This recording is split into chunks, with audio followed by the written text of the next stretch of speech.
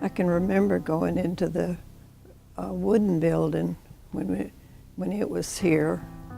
I can remember going in.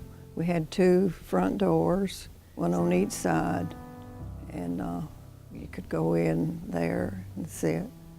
But I don't remember much about the services we had back then. Well, you were just a baby, right? I was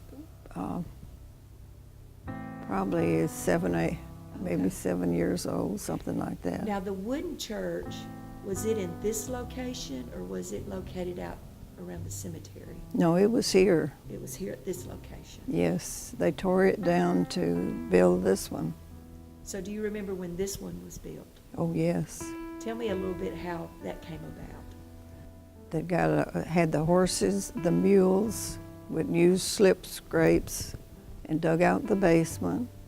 And they had this man that did the rock work and built it. And then my Uncle Bill Hinkle, did the floors, all the floors for them. And did that for free. So that was his contribution for the church. Do you remember about how long it took them to build this? I really don't remember how long, but we were, at that time, we were going up to the Good Hope School and had church up there. Okay.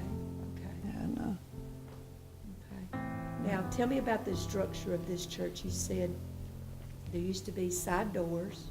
yes, And how was it heated at that time? We had stoves heated with coal, just, I think it was warm morning heaters. They had chimneys going out, and they were on each side of the wing. And back then, they had the steps going down into the basement from both sides. You could go down, and but we didn't have the kitchen at that time. We just had the basement. And about, I guess it was in about the early 50s, it was not long after Ozell and I got married that they did away with the stoves. He and Vernie Neal got out and made up money, and they put in the heating system that they have today. That's pretty cool. Yeah. That's cool.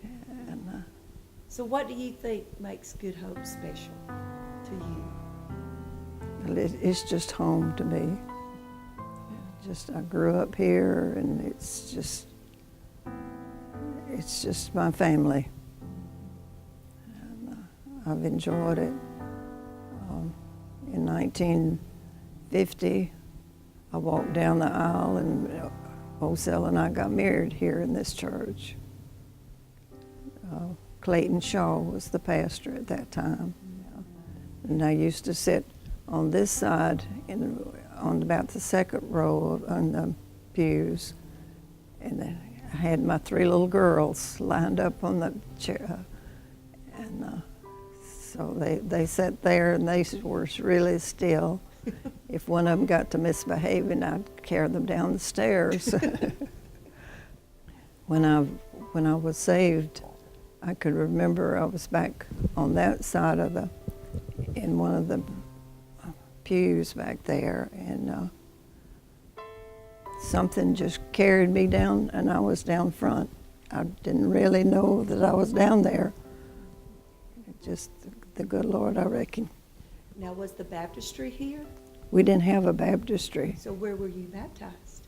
I was baptized in Rogers, what they call Rogers Hole. Yeah. Well, it was just a creek down there, but there was a part that was deep enough that you could be baptized in. We had, in the fall, we'd always have a revival meeting, and the visiting preacher would go home with the families. We'd have to fix a meal for them, and but we always, that was when I was saved, was during one of those revival meetings.